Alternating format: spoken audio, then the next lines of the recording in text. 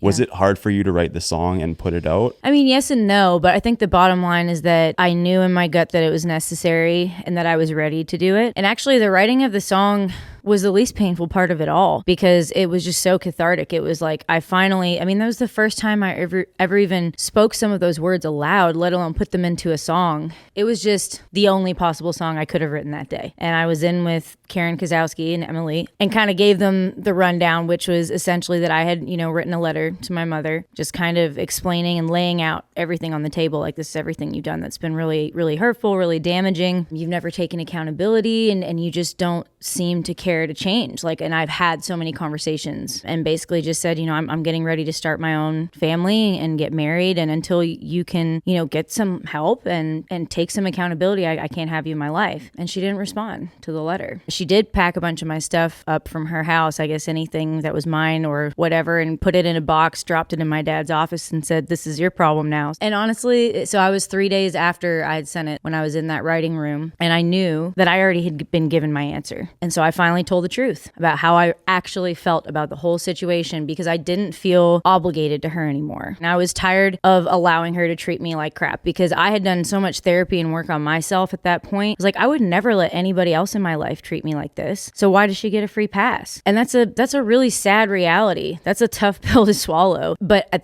the time, it was freeing because all I ever did was defend her because I believe that, well, she's my mother. She loves me. She would never hurt me on purpose.